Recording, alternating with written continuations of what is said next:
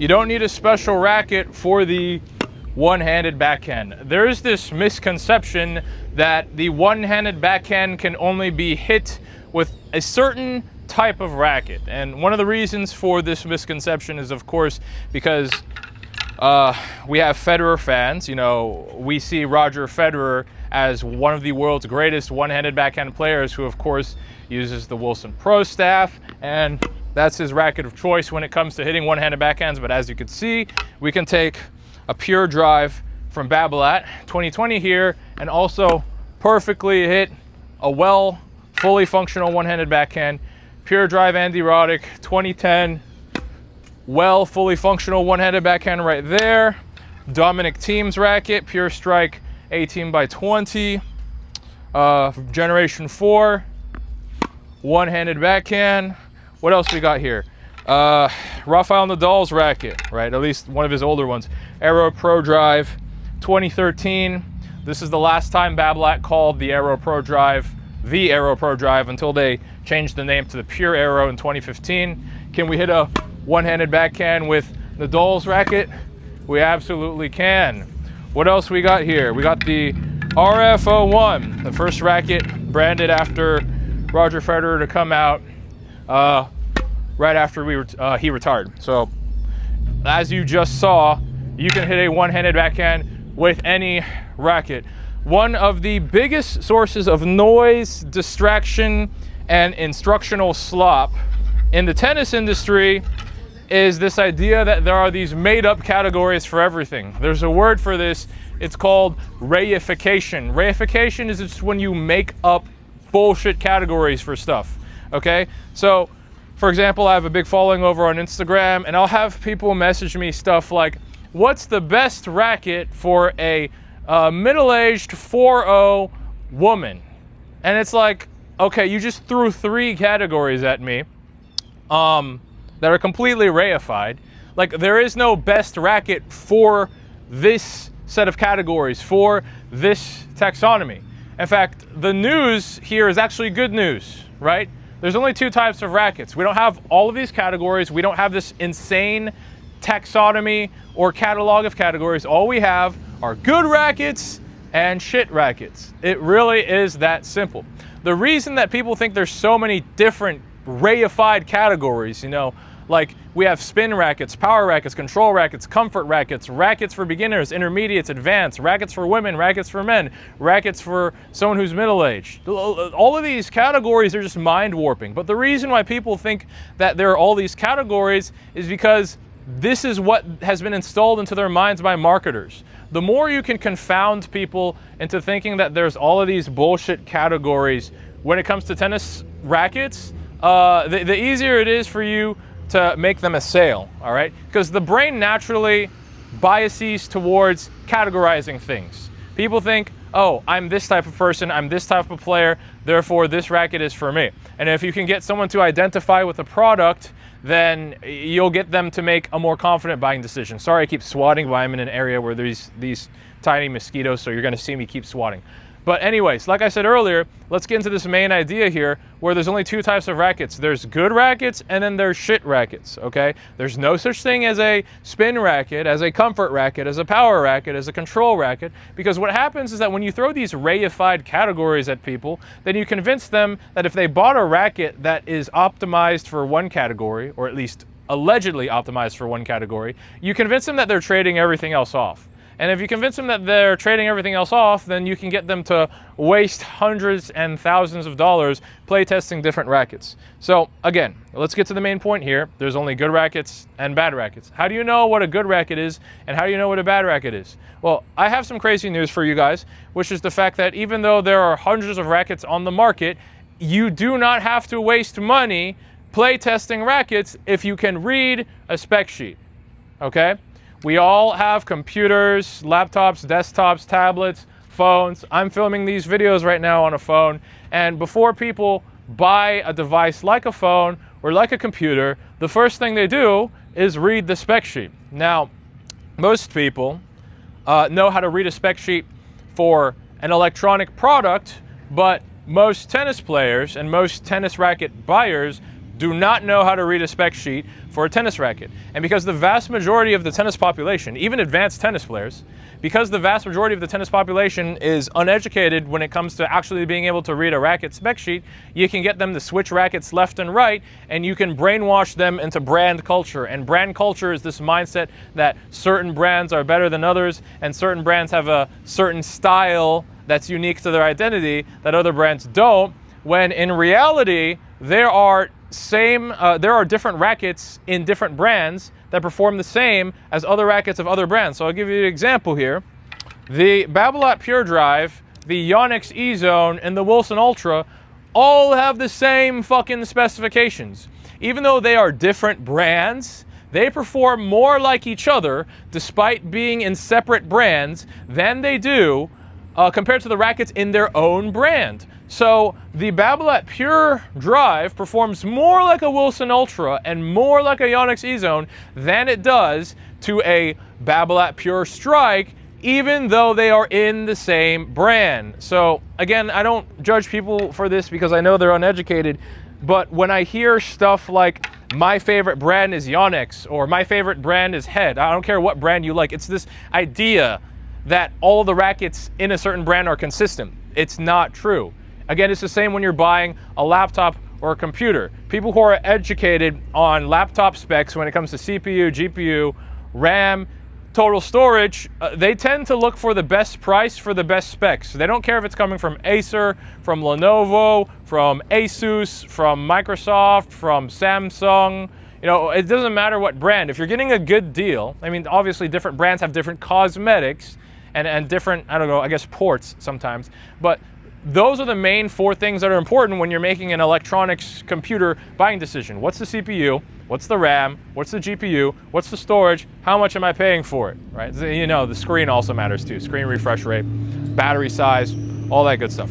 But the main point here is that when you can understand a spec sheet, the brand stops mattering, okay? So what makes a good racket and what makes a shit racket? The number one specification when it comes to a tennis racket is its stiffness. This one specification matters way more than anything else. Again, when it comes to a computer, like four things matter: CPU, GPU, RAM, and storage. Those four things matter a lot when you're making when you're buying a computer, right? You could have a really good GPU, a really good CPU, but if you have a low amount of RAM and terrible storage, then those two things become the bottleneck. Right? So all four of those when it comes to a computer have to be good. When it comes to a racket, there's only one bottleneck, and I'll explain why. Okay? That one bottleneck is the stiffness. The stiffness of a racket is how much it's wobbling when it comes in contact with the ball. So many of you, when you first started playing tennis, you might have bought a shitty Walmart racket for like 20 bucks. And what you feel when you hit the ball is it's super wobbly. Then you get a high-end racket, and I shouldn't really say high-end, I should just say you get a graphite racket, which nowadays is worth anywhere from $230 to $300. When you get a graphite racket and you move on from these plastic and, you know, aluminum and metal, like cheap metal alloy rackets that you get from Walmart, when you move to a carbon fiber racket, you experience much more stability. But even then, amongst our carbon fiber rackets, we still have different stiffnesses. Some rackets are more wobbly than others, and other rackets are stiffer. Now, why does stiffness matter so much? Why am I not bringing up head size? Why am I not bringing up string pattern? Why am I not bringing up total mass, balance, swing weight, beam thickness, all the other stuff that all the racket reviewers love to bring up? Because stiffness is the entire reason we moved from wooden rackets to metal rackets to fiberglass rackets to now graphite carbon fiber rackets. Each new material was stiffer than the last. That's literally the entire reason we moved forwards. If I had a wooden racket here, if you grabbed the wooden racket right now and you started hitting with it and you compared how it felt compared to a modern graphite racket, you would notice the extreme wobble, okay? Now, I already know one of the objections that you probably have. Doesn't higher stiffness give you more tennis elbow? Well, if you think lower stiffness will help your tennis elbow, go all the way back to wood. But you don't see anyone doing this. You don't see anyone elucidating this argument. And so when it comes to tennis elbow, here's the truth about what tennis elbow is. Tennis elbow is when your elbow tendon aches because you're hitting balls, and it is no different than when your muscles ache and get sore when you go to the gym. Okay, tennis elbow doesn't last forever. There are a very small percentage of cases in which somebody has an insane condition or problem in which they need surgery, but the overwhelming majority of people who get tennis elbow, it's literally nothing more than a sore muscle, but in this case it's not a sore muscle, it's a sore tendon. It's evidence that you are working out. I've gotten tennis elbow over 10 times in my life. So what I'm getting at here is that it doesn't matter what racket you get. You will always get tennis elbow. It doesn't matter if you get what they call a soft string and move over to multi-filament or natural gut, and then you get a string with a low stiffness rating, you will still get tennis elbow.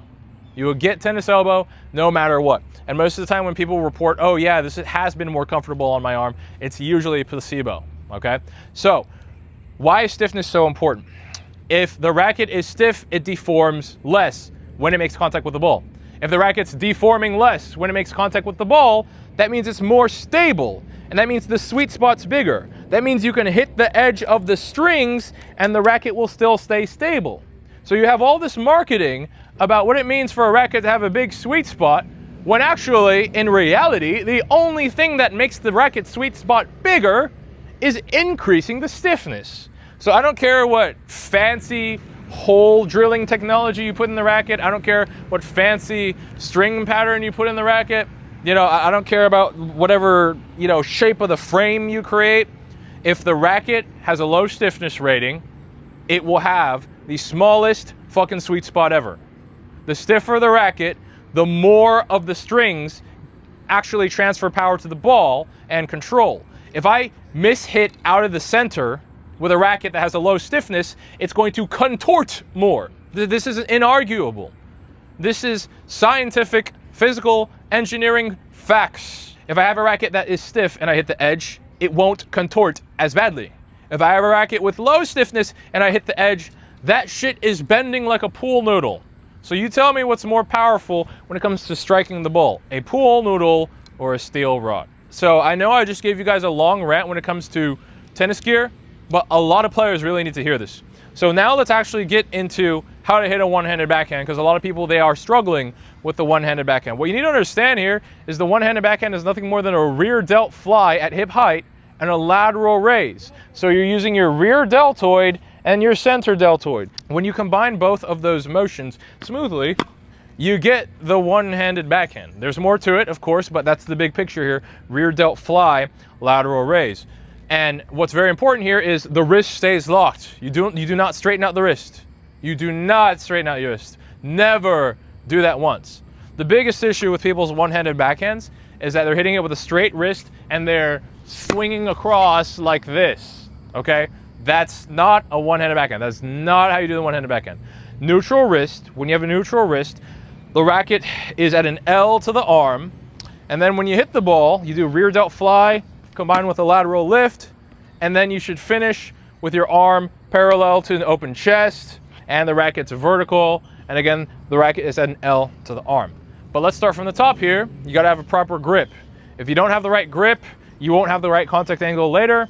If you don't have the right contact angle and you don't have the right grip, the entire stroke is broken. So how do you know whether or not you have the right grip?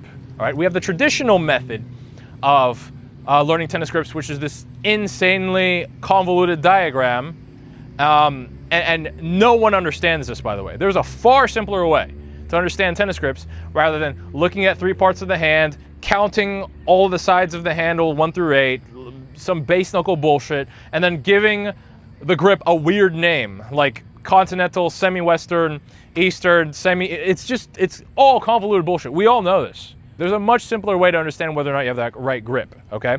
You know whether or not you have the right grip when the tip of your middle and ring finger is on the correct 1 out of the 8 sides of the handle.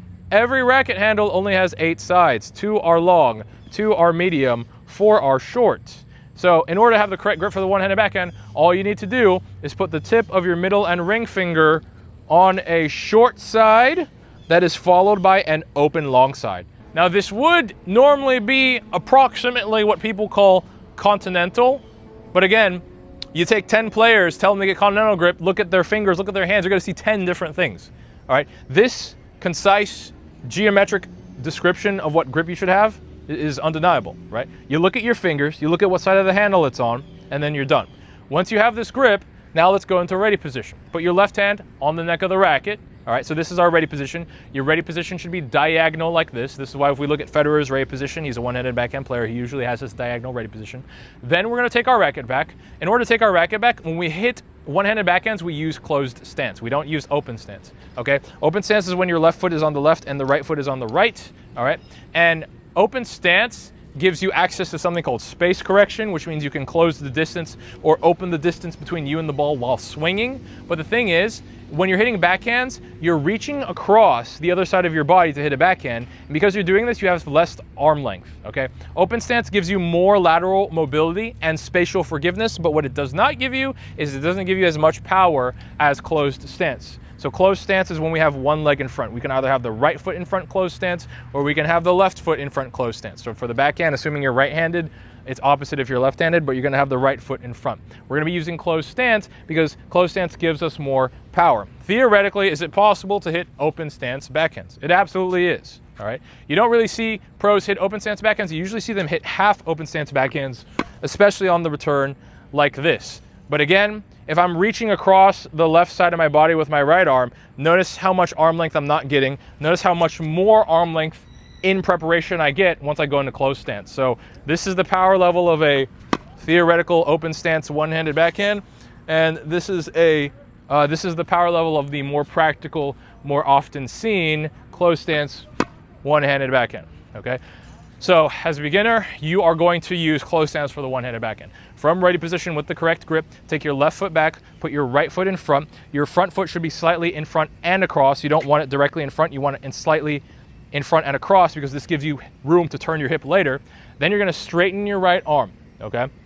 Then, what we're gonna do from here, before we get to the rear delt fly and lateral raise, is we're gonna do something called a back roll, okay? Let me turn around here.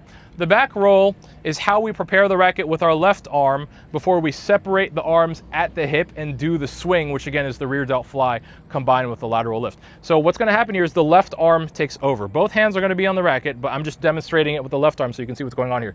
The left arm's gonna open the chest and then pull the racket down. When you open your chest, you're also using your left rear delt. When you pull the arm down, you're using your left lats, okay? So pull the racket back, pull it down. Now the racket is at our hip. Then we separate the arms and do the rear delt fly and lateral lift, okay? So if we put it all together, it looks just like this. And of course, we turn our hip into the ball. When you turn your hip, it will pull your back heel off the ground. Notice how you can see that my toe is on the ground. Everyone has seen this position before where they see someone hit a shot and they see that their back toe is on the ground. This is literally anatomically the product of turning your hip. When you turn your hip into the ball, you pull the heel off the ground, and when the heel is pulled off the ground, you end up with your toe like on the ground, just like this, okay? So again, when you're in preparation, string should be facing directly to the left, racket should be pointed up and back, pull the racket back, pull it down, rear delt fly, lateral raise, and all of this should be one smooth, continuous motion. Wrist is locked, do not move the wrist. If you put it all together, it should look just like this. Where's the point of contact? The point of contact is at the location where your strings are facing forward. So as you can see, it's pretty much northwest of my hip here. Okay, it's northwest of my hip, strings are facing forward. Last thing you need to understand is you are not hitting behind the ball. You are coming up on the ball, okay? Your swing should look like this exponential curve. You start with the rear delt fly and then gradually turn it into that lateral raise, and you're rising up into the ball. Notice how, again, I'm coming up on the ball. This is not a sideways swing. You're always getting underneath the ball, okay? So that's literally it. There's no special racket you need for the one-handed backhand. You can use literally any racket you want. You might need to raise your arm higher for some rackets than others. The adjustments you have to make are very minimal. I'll say this, if you have a very powerful racket where you need more spin, all you do is close the racket more and then lift the arm above parallel. That's it. So if I have a powerful racket, like, this pure Aero 2013 is pretty powerful. I close the strings more, so I rev my wrist forwards in order to close the racket. I don't move my wrist anymore after that. We're done moving the wrist. It's an initial setting. And then from there, I raise the arm above parallel, okay? If I have, you know, any other racket that doesn't really require that, then I don't need to raise above parallel. I don't need to close my racket face. I can have just this tall racket face, and I can just finish with my arm parallel to my chest like this. So some rackets you might need to close the racket face, go above parallel. Other rackets you can just keep the racket tall like this, go through, and then finish parallel. No special racket required for the one-handed backhand. Make sure you have the correct grip, which is tip of the middle and ring finger is on a short side followed by an open long side. The long sides are aligned with the face of the racket. The medium sides are aligned with the edge of the racket. Left hand goes on the neck of the racket. Right position should be diagonal. Start off hitting backhands in closed stance. Left foot goes back, right foot goes in front. Punch the right arm out. String should be facing the left. Racket should be pointed up and back. Do your back roll, which involves opening the left chest with the left rear delt and then lowering the left arm with the left lats. Then separate the arms at the hip by doing a rear delt fly, lateral raise. Do it all smoothly. Point of contact is where the strings are facing forwards, about northwest of the hip. Put it all together. Should look just like this. Lock the wrist, you are done. I'm the #1 one-handed backhand coach in the world, and I fixed more backhands in the world more than anyone else, faster than anyone else, using the same methods that I just taught you. Because I know that a lot of players, they're struggling with their one-handed backhand. They want to be able to do what their favorite pro is doing on TV, and they're just not able to do it. And that's because we have a lot of tips, tidbits, analogies, and metaphors in the tennis coaching space, and we don't have enough actual real grounded anatomical descriptions of what's going on. But because now you understand the actual muscles that you're using in the one-handed backhand, now you actually know what you have to train at the gym. The one-handed backhand is not heavily technical, it's not heavily advanced, and it uses less muscles than the two-handed backhand does. When we were playing with wooden rackets, everyone knew how to hit a one-handed backhand. Then when graphite rackets came out, I forgot which pro, but one of the pros, they popularized the two-handed backhand. Now everyone shifted over to hitting two-handed backhands, and then we retroactively accused one-handed backhands of being extremely technical and extremely complicated. Like, what the fuck are we talking about here? It's just a rear delt fly and a lateral raise. That's it. So I have a lot of players with issues like the one-handed backhand problems in their tennis game, and they come to me looking for training. But because there are tens of thousands of players coming to me for training and I can't work with everyone, that's why I create online courses. I created an online one-handed backhand masterclass that will fix your one-handed backhand permanently. And if you're still having issues with it at any time through the course, you can reach out to me at any time. I have a link to that down in the description. So if you enjoyed this video, you found this video very helpful, hit that like button, comment below any questions or comments you might have, and subscribe to my channel as well if you want to see more. Thanks for watching. I'll see you in the next one.